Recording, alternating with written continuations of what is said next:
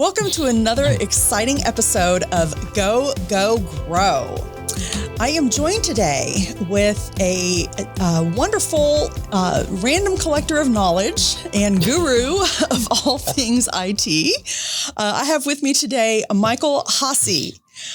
He is a serial entrepreneur, and he has been doing consulting work and all kinds of wonderful things with IT since the mid-90s.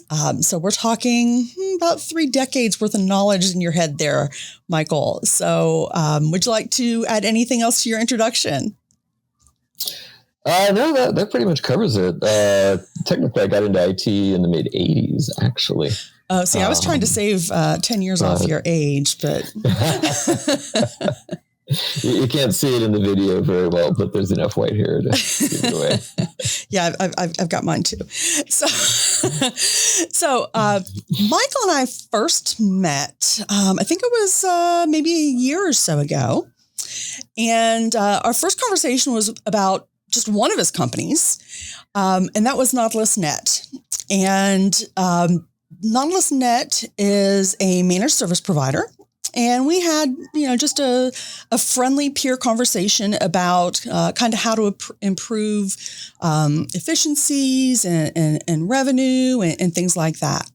Well, little did I know that he is also a poster of incredibly useful information about cybersecurity on his LinkedIn page. And that's one of the reasons I wanted him to join us today. His company, again, that's company number 2, that focuses on that sort of IT knowledge is ITWerks, and that's WERKS. Yes. ERX. Yes.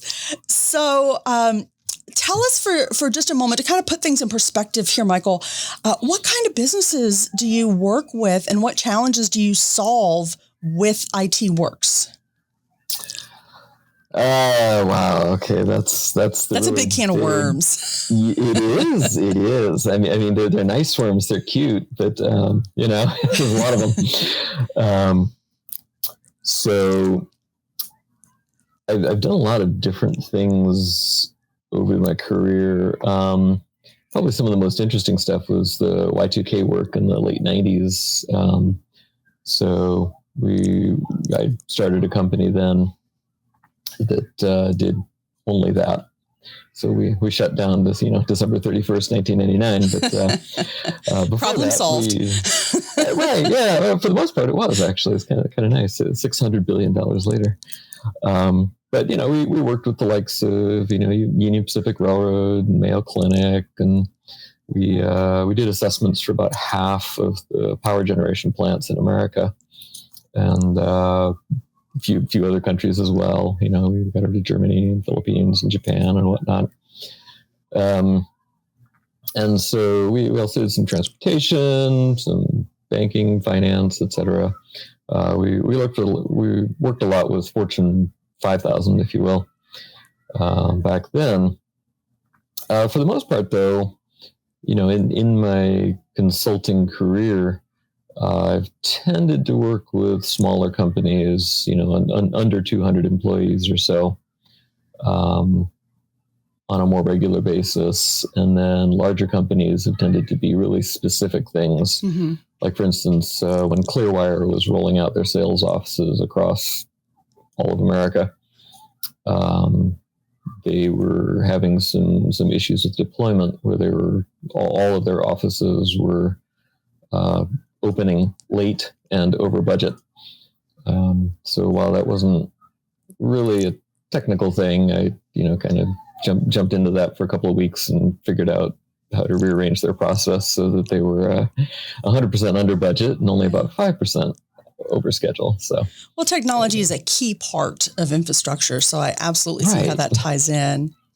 Sure. But I absolutely resonate with the idea that small, mid-sized businesses, that's where I like to work as well.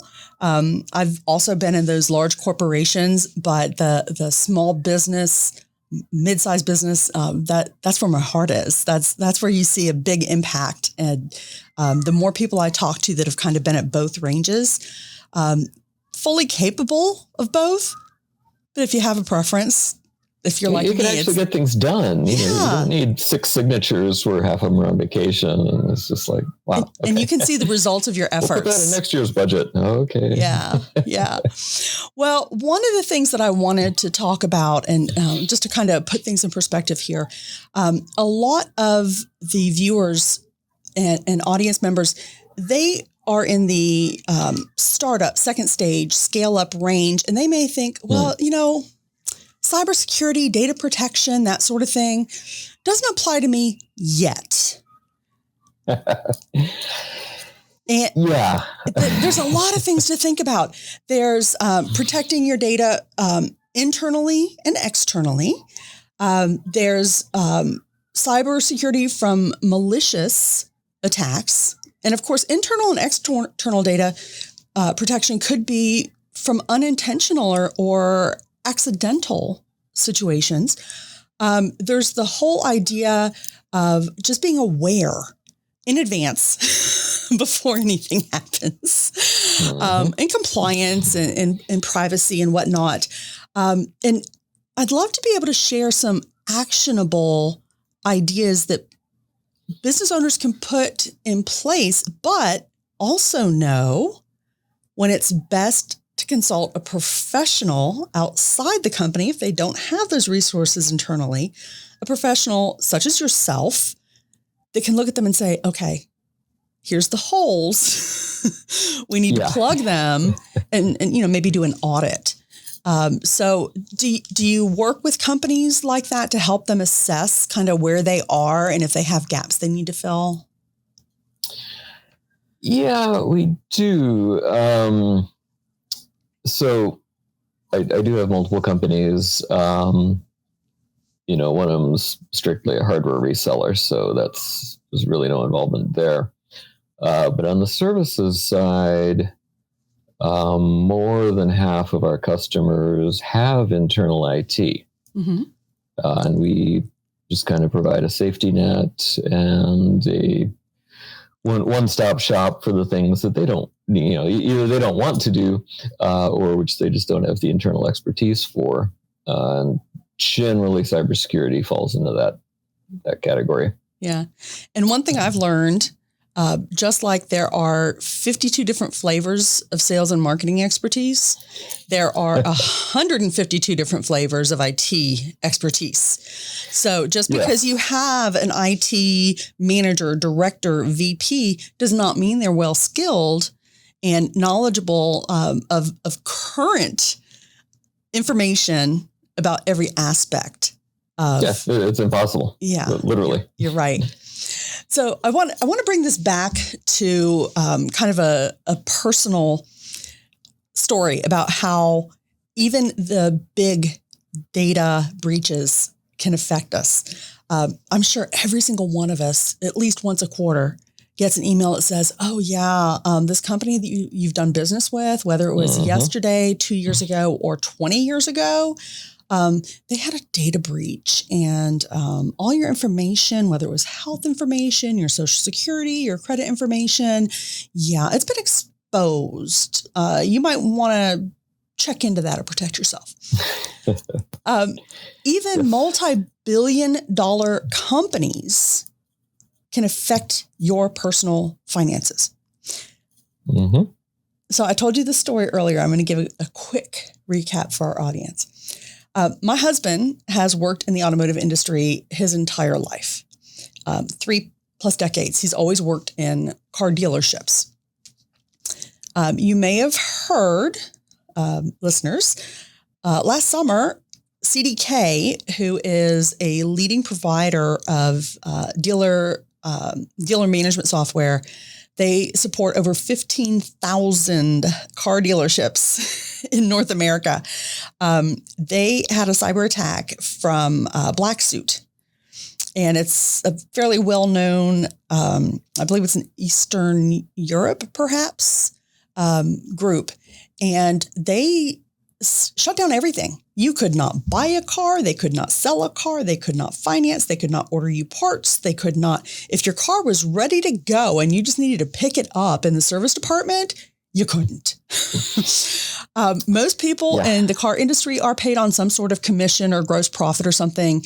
Yeah. So your commissions kind of sucked there for about a month. So it doesn't matter if you were an employee or the big old corporation, you were personally impacted. The owners of CDK Software paid $25 million ransom.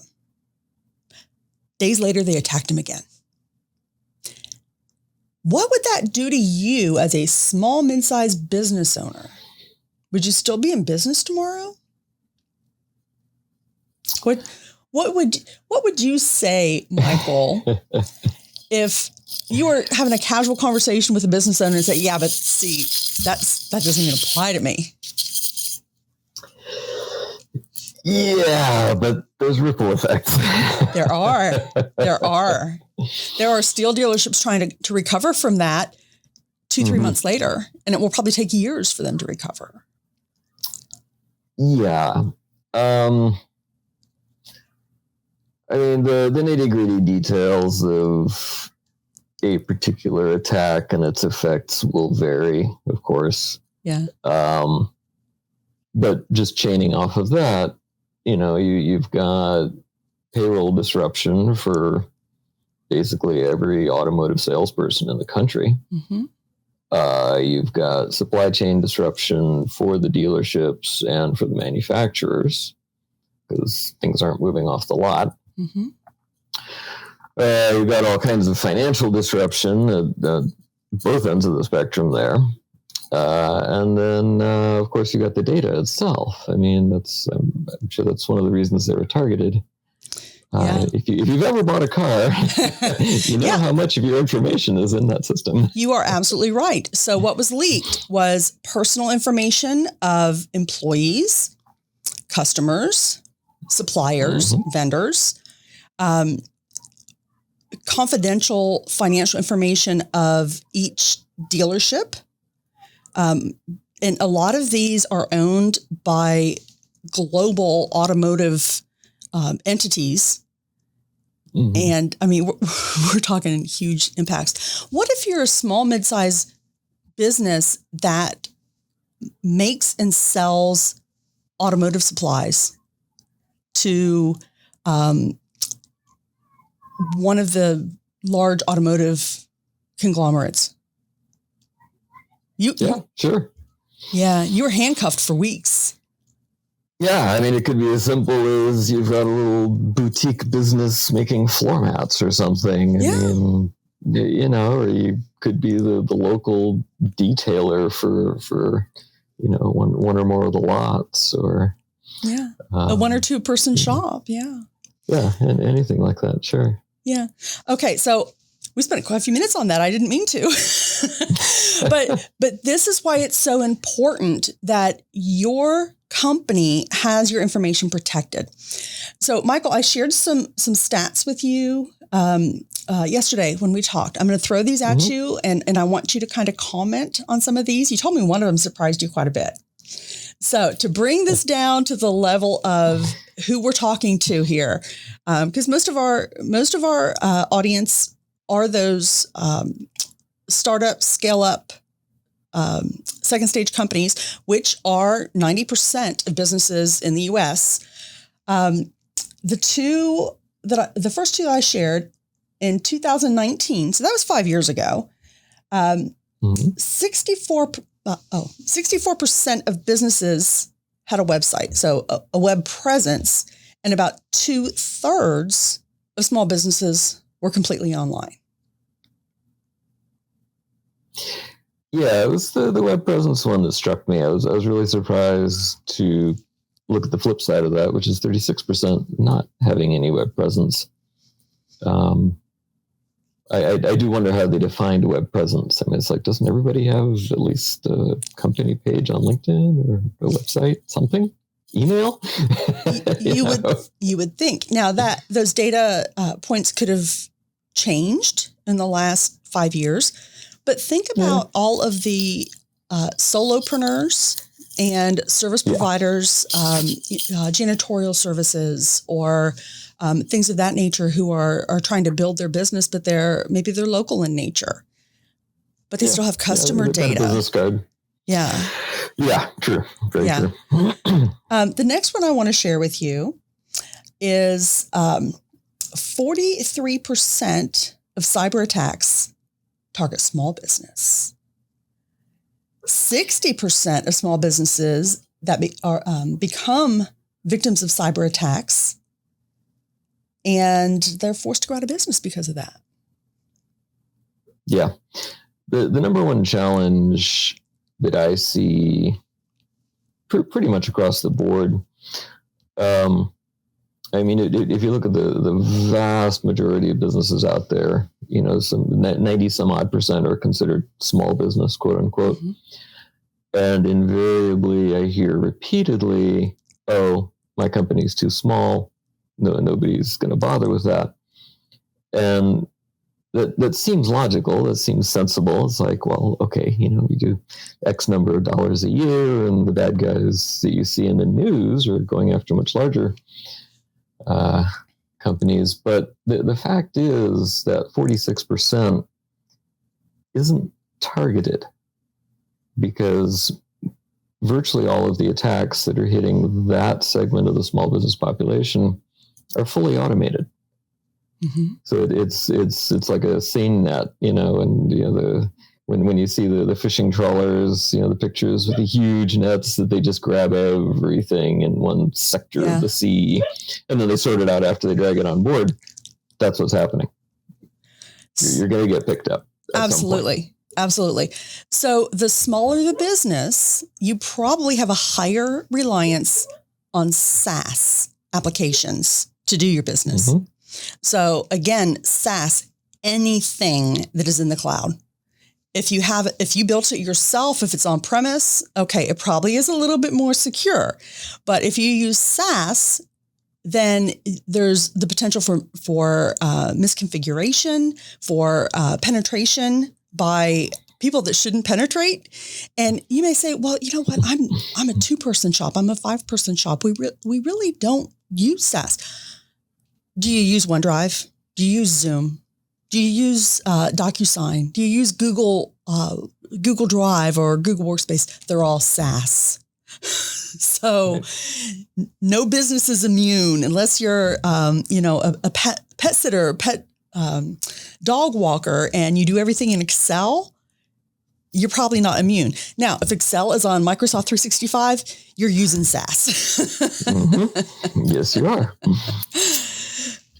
Yeah, and the interesting element there is that, on the one side, you look at those, companies like those specifically, which are very large and very well funded and very secure. There's a couple of aspects to that. Number one is they're not always secure. I mean, Microsoft's in the news in that regard frequently. The other is that in order to use those services, you have to use those services, and your systems are probably not that secure. So any bit of malicious whatever that gets into your system probably has access because you're logged into those services. There's a whole genre of attacks that are called memory resident. They don't create files in your hard drive. They don't start when your system starts. They can be picked up just by visiting a malicious web page. And a lot of traditional security software, the Nortons and the McAfees and things like that have been around forever, simply don't pick them up. They're just not designed to. It's an attack that hasn't been around that long.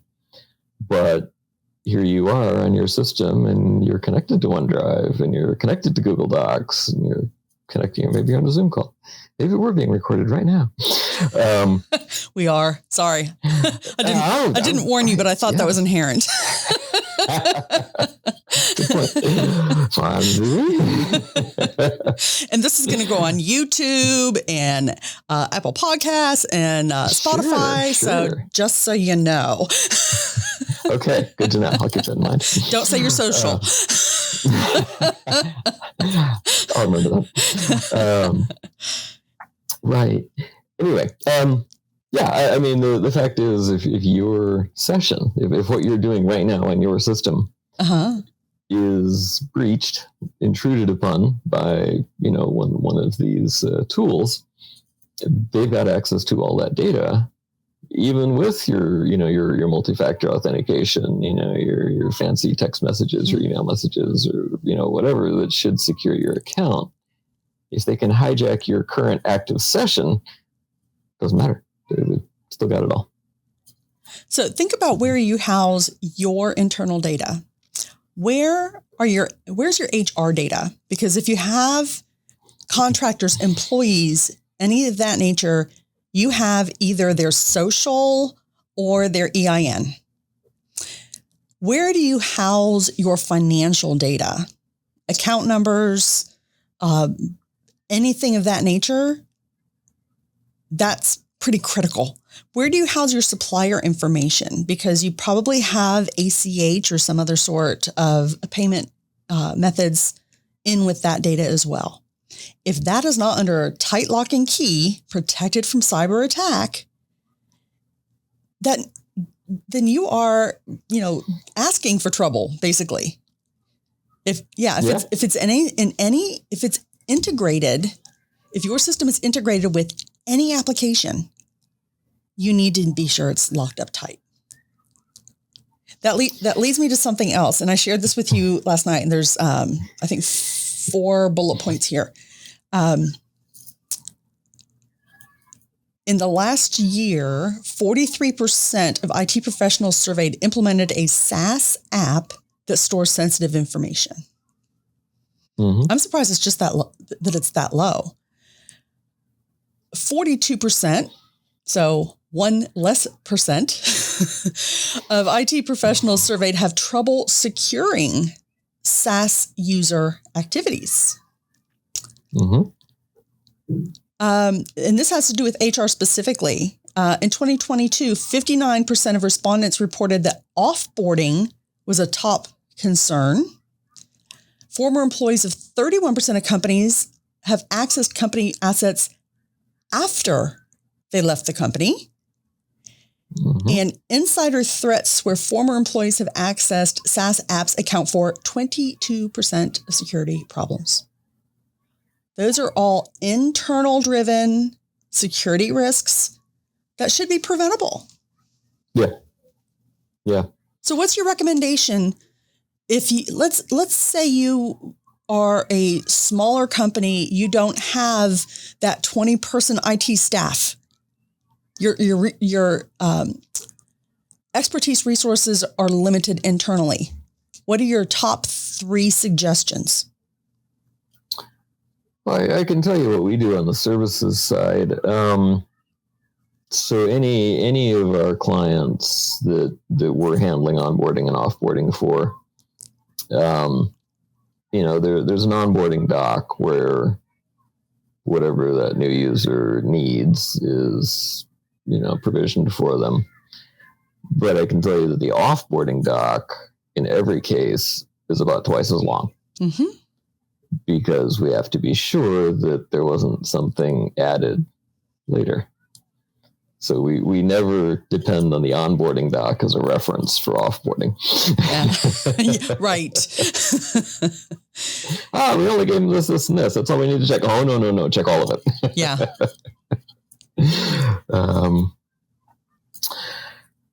The other,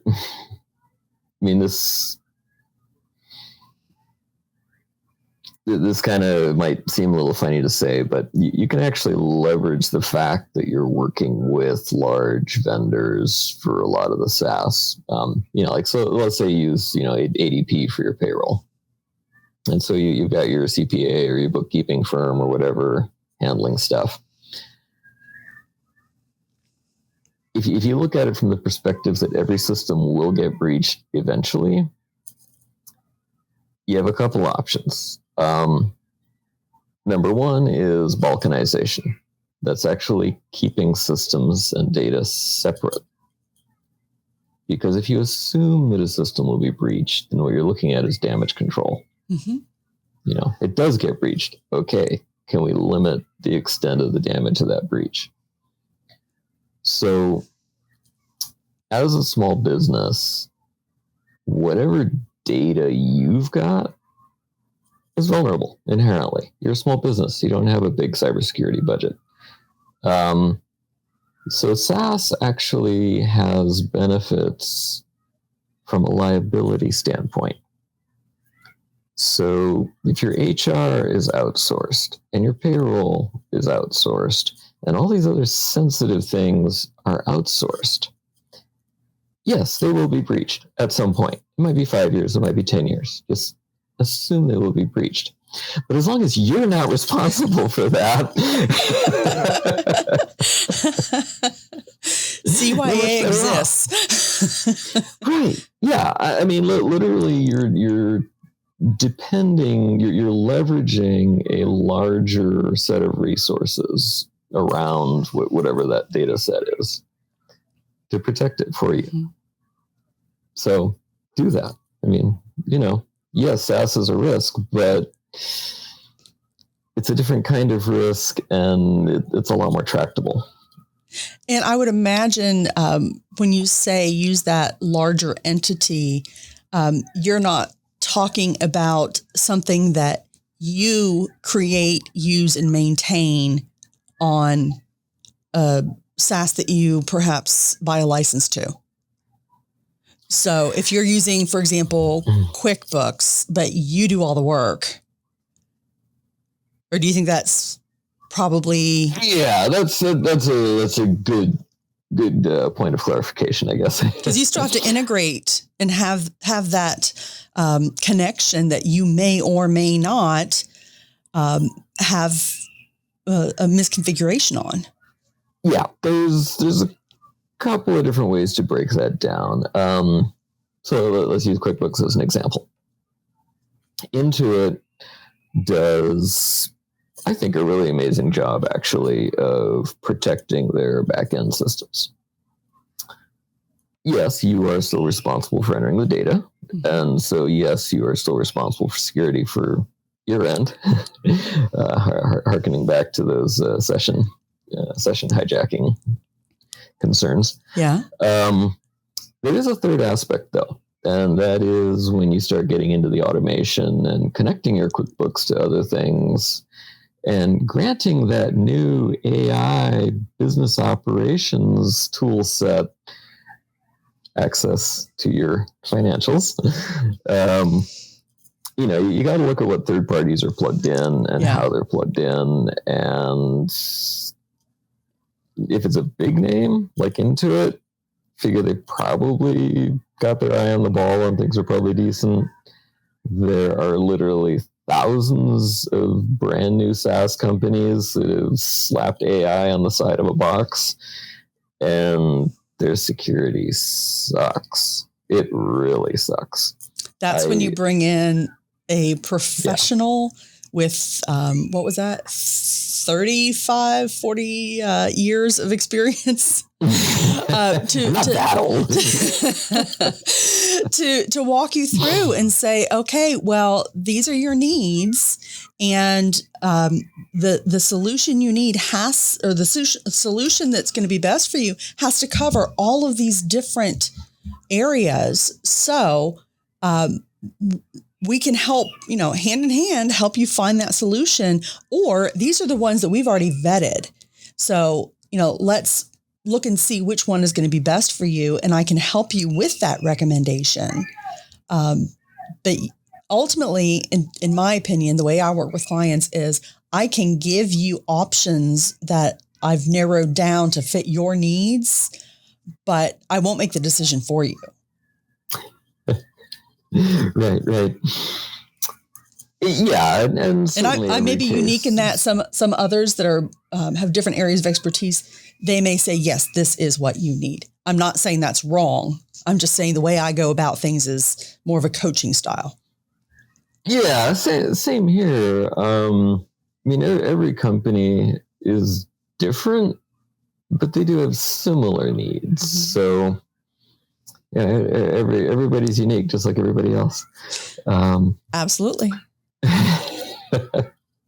And of course, when you're talking a strategy for growing your business or increasing revenue or putting together a growth plan, that's different from how do I keep the bad people out of my stuff? Yeah. And the thing is, when you look at the growth cycles of any organization, you'll have periods of stability where your internal processes and your job descriptions and the people doing those jobs, everything's peachy, it's copacetic, everything works together, it's awesome. But when you get ready to try to hit the next level in your business, you find that everything you've got in place currently isn't adequate and you've got to make changes. And so you've got this period of disruption. And that's where mistakes tend to get made. Things get overlooked. I've got another interesting data point about that, Michael. So I love it. Nearly 90%, that's a lot, of IT professionals surveyed note that automation is key to managing SaaS operations. True. Mm-hmm. But 64% say they lack the resources to automate. And according to 35% of companies who responded, the main issue with SaaS misconfigurations, which we just touched on, too many parties with credentials to change SaaS security settings. That is just an accident waiting to happen. And when I say accident, I'm talking about titanic proportions. Yeah. The majority, okay, so I'm going to get slightly technical here. A lot of organizations will use a SaaS service called GitHub. It's a really easy way for different development teams to share and work on code. Mm-hmm. So you've got your internal team, you've got your outsourced team in India and Philippines, whatever. You've got, 20, 30, 100 developers all working on a particular project or product. And they all have credentials to this central repository of everything they're working on, all that code. Over half of the time, breaches of these repositories and theft of the code, which is both an intellectual property issue and a security issue, because the bad guys will go trolling through the code looking for bugs. Hey, here's an API for financial connections. How can we get into that? Yeah. Over half the time, the credentials are stolen from poorly secured developer machines. They're coders. They're not security experts. Yeah. It'd be nice if they were, but, so you've got all these people with access to this SaaS system, and it's really impossible to secure properly. Yeah. So, this is just a tangled web that if you don't have someone who is experienced overseeing all of it, and, as much as I know how skilled and qualified you are, and I would not hesitate to recommend you to anyone who comes to me and asks. I don't want to be this everybody go to Michael for all your needs kind of show. I want to be impartial, but yeah, his phone's going to be ringing off the hook. I want to be able to pick and choose. Yeah, absolutely. And you've got 17 businesses, but no. You're still working on that. But the point I'm trying to drive home is if you personally, Mr. or Ms. Entrepreneur, are not a cybersecurity, data security expert, and you don't have one on your team that is current on all of this, get some outside help. Get someone to come in. I do that. Absolutely. I am a cybersecurity expert, and I always pull in people that know more than I do about specific aspects. Absolutely. So somebody will be integrated with Amazon or something, and it's like, you know what? Amazon security is insanely complex. I do not know it. Yeah. I know it's a risk, but I stop there and I pull in somebody that knows a hell of a lot more than I do. And find out what you need before you need it. Yeah. Absolutely. Okay. So one thing I want to cover, I want to give you a little bit of time to tell us about I think it's the newest business. And you just shared this with me last night. I had no idea. Yes. Now, one thing you also shared with me last night that I did not know, you are originally from Belize, which is a gorgeous country with fabulously friendly people. And only because I've been to Costa Rica more frequently, I think Costa Rica just has a slight edge, but Belize is phenomenal. Pretty awesome, actually. Pura vida. But I thought that was very interesting. And one of the things that you're working on, not just specific to Belize, but definitely including it, is a company called Sunworks. Tell everybody about that, please.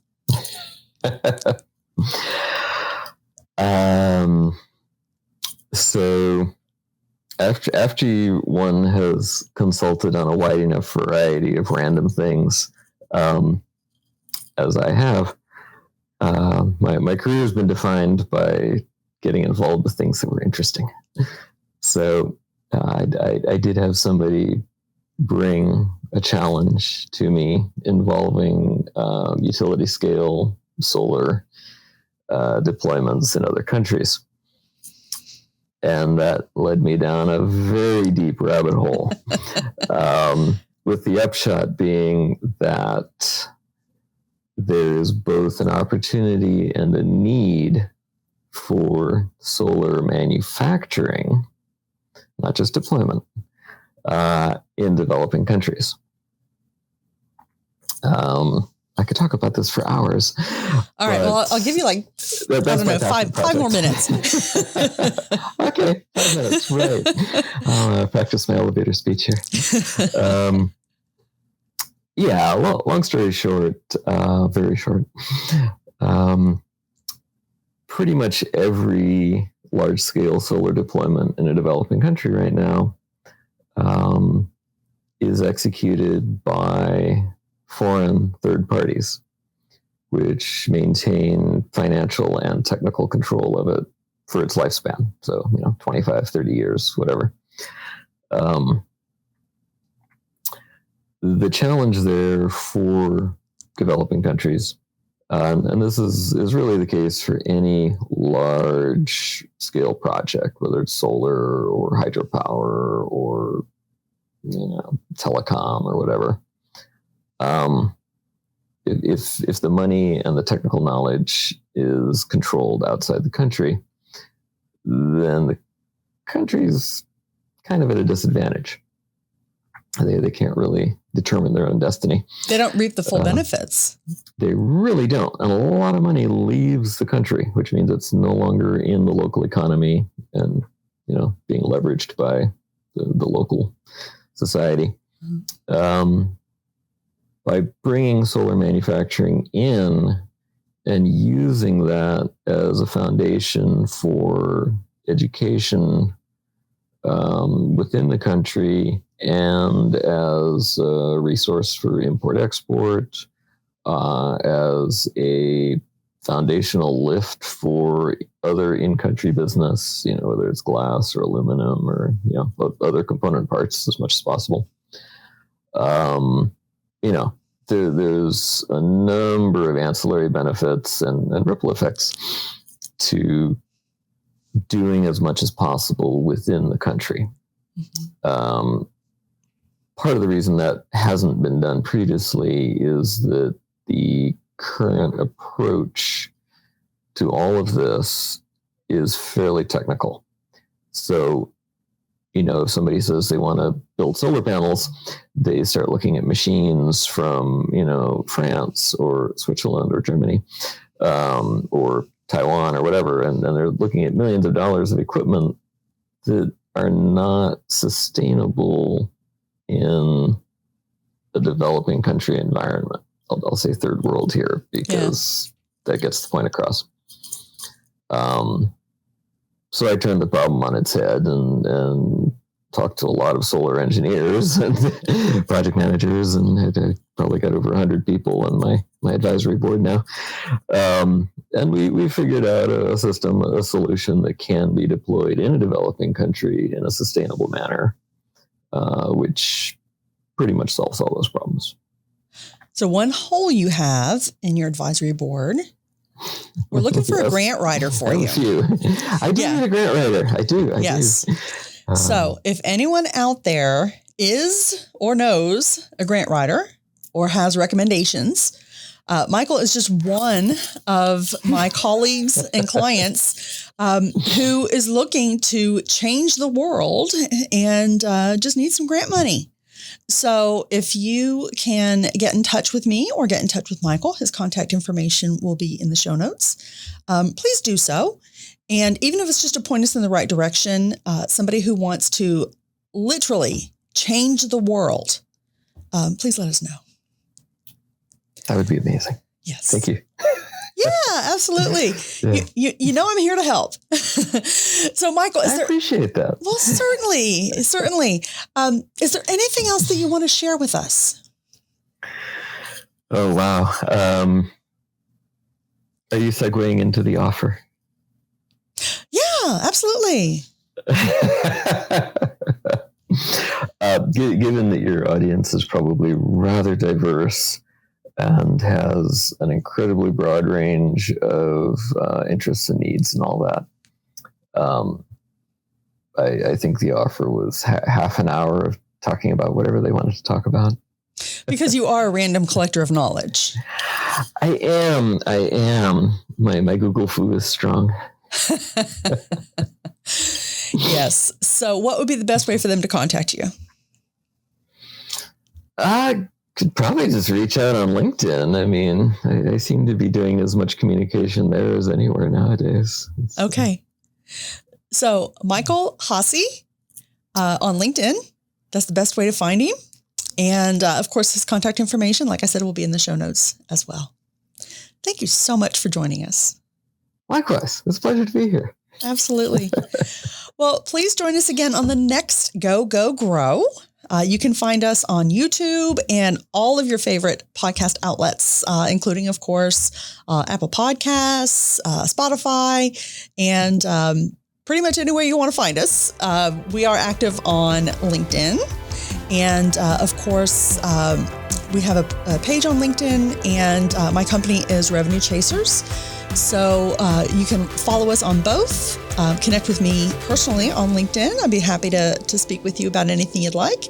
And if you are looking to scale your company, again, startup, second stage, scale up, you're in the right place. Come back again. Thank you for joining us.